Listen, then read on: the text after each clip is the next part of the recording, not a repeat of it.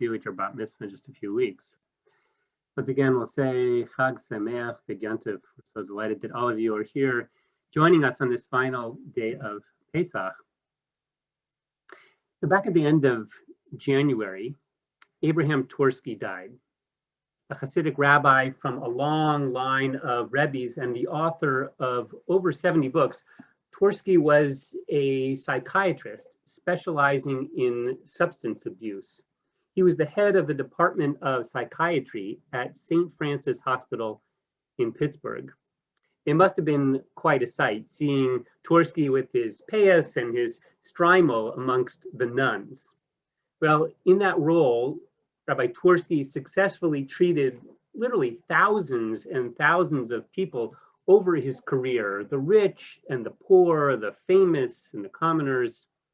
In the Jewish community, he did incredible work, bringing substance abuse out of the closet by merging the 12-step program with Torah. Well, once a priest was admitted into the intensive care unit of St. Francis. His addiction to alcohol was killing him literally, and he was given his last rites, but still he didn't die. The day he got out of the ICU, that same priest, he started to drink mouthwash.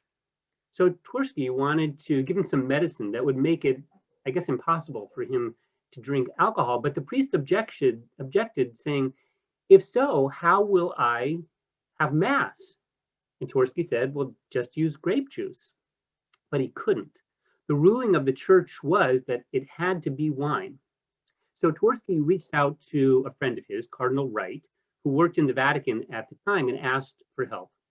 The cardinal took the request immediately to the Pope, and the next day the Pope issued a dispensation saying that priests could use grape juice for a mass. Twersky called the cardinal and told him, "Tell the Pope you did a mitzvah." So why wine? What is it about wine or grape juice that is prized by so many for religious rites?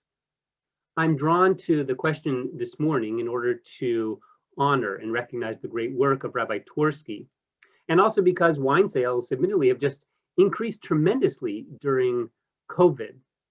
In addition, though, this topic, it seems to me, contains a message for us during this time of pandemic, and especially today as we approach Yizkor.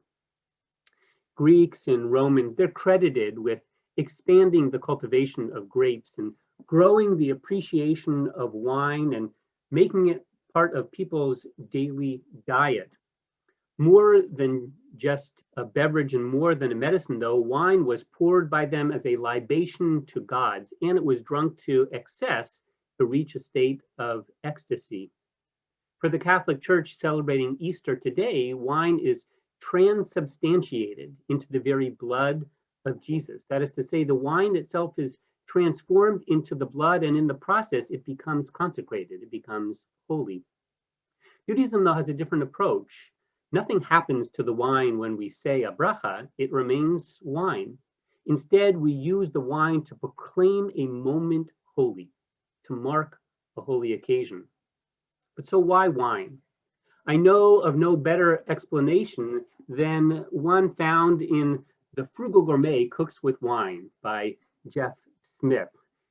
Smith is an ordained minister, and he once told a priest that no priest should ever raise a chalice without being able to turn to the congregation and proudly pronounce the vintage.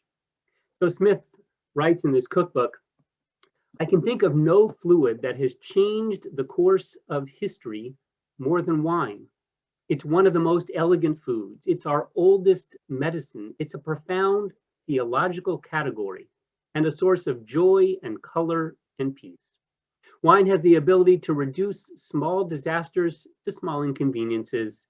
It's a source of truth and beauty and inspiration to artists and lovers, and a diplomatic blessing, bringing together strangers around a common glass and table. It's a symbol of community, since only a pervert would buy a fine wine and not immediately consider the possible persons with whom he might share it. To drink a fine wine, therefore, is to drink history, history as the creator intended it to be.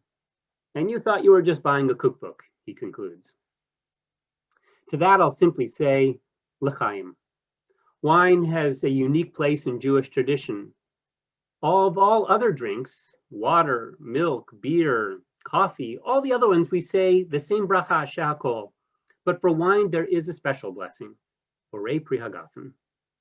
Well, as you know, in Judaism, we use wine to mark the beginning and ending of every Shabbat, at baby namings and at weddings and almost all holidays. Obviously, we don't use them for fast days like Yom Kippur. Neither do we drink wine at times of mourning, such as on a yahrzeit or on the days leading to Tisha B'Av.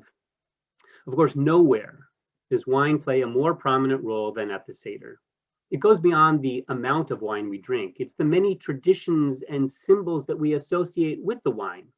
We drink 4 cups, as Rabbi Litsky taught us last week, to represent the 4 different stages of creation and the 4 matriarchs. We lean to the left when drinking, and we pour for our neighbors to symbolize our freedom.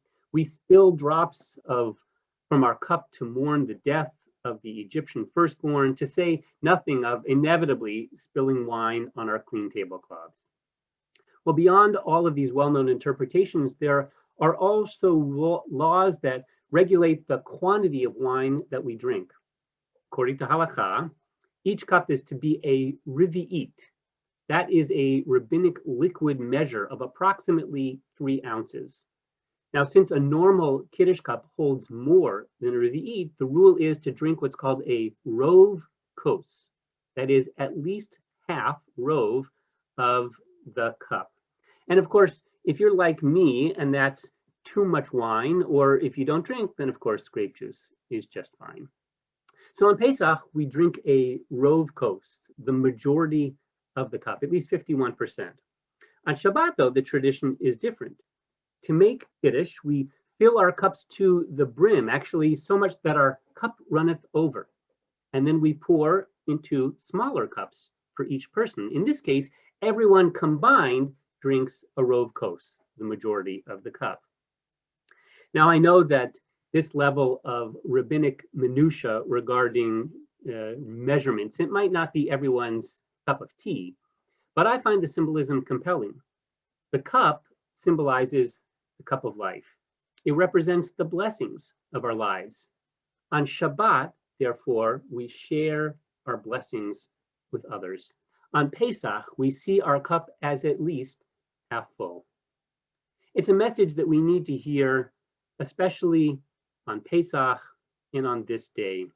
You see, it would be easy and understandable to view our lives, to view our cup of life as radically diminished this past year, because we faced all kinds of losses, loss of life, of work, of time, of freedom, of sense of security, and more. And yet on Pesach, we lift up our cup over and over again to acknowledge our redemption, however incomplete. We say, even if God had taken me out of Egypt, and yet even if I didn't reach the promised land, dayenu, I'm grateful for what I have. For the food on my table, dayenu. For having a place to seek shelter in, dayenu. For the doctors and nurses and all those risking their lives to save life, we say dayenu. For scientists seeking answers and treatments and cures, dayenu. For Zoom and for FaceTime and all the technology advances that permit us to connect remotely on this time, we say dayenu. For the love and support of family and friends, dayenu. For the kindness of souls volunteering to help, dayenu. For suddenly realizing just how precious life is, we say dayenu. For the power to quiet fear, dayenu. For the courage to be optimistic and patient, we say dayenu. Now as the hour of Yizkor approaches, when we acknowledge our parents and spouses, siblings, children, relatives, and friends missing from our Seder table, and whose death leaves a hole in our lives, still we say dayenu. Or in the words of Psalm 23, my cup runneth over, kosi rivaya. Let's pause here and just take note. In a psalm associated with mourning, we acknowledge the many blessings we have known. Indeed, we say that our lives have overflowed with blessings, that despite the fact that God has prepared a table before me in the presence of my enemies. In other words, despite the fact that we face losses and confronted challenges, still, kosi rivaya, my cup runneth over.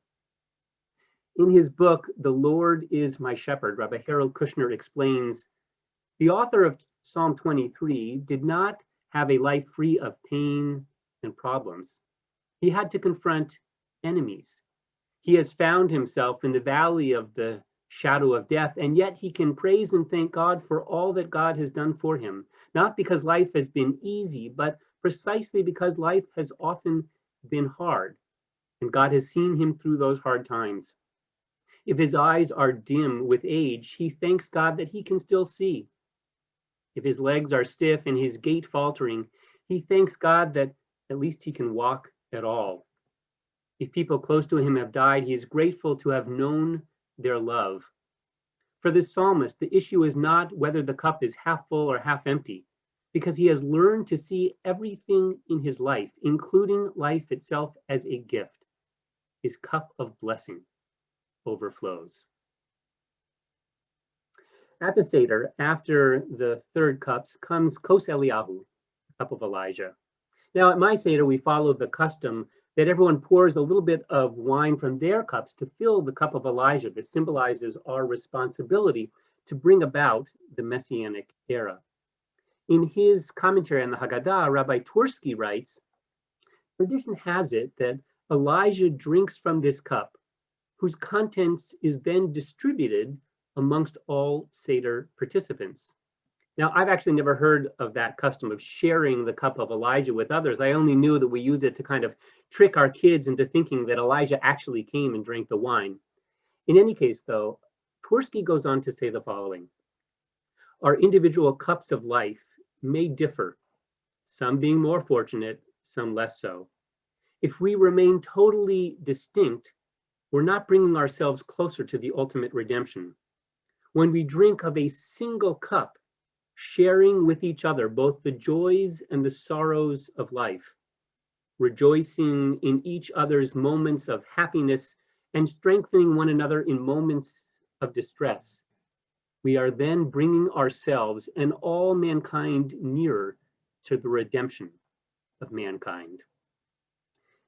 It's a message that resonates today. In this time of social isolation, we have nevertheless worked to form community, to share those joys and sorrows of life. And in this time of Yizkor, we gather together today, if only virtually, to hold each other, to laugh together and to cry together. Were we to remain isolated, were we to only focus on the joy or only on the sorrow, we would remain spiritually in exile. On the other hand, by acknowledging the fullness of life, which includes loss, by sharing in that life with others, by seeing that despite the loss, our cup runneth over, and by filling the cups of those whose run empty, we will indeed come one step closer to the ultimate redemption. So that next year, Heviani el Beit Hayayin, we will be brought, as we read yesterday in the Song of Songs, to the house of wine, Beit Hayayim, where we will lift a glass and wish each other a l'chaim. Chag Sameach.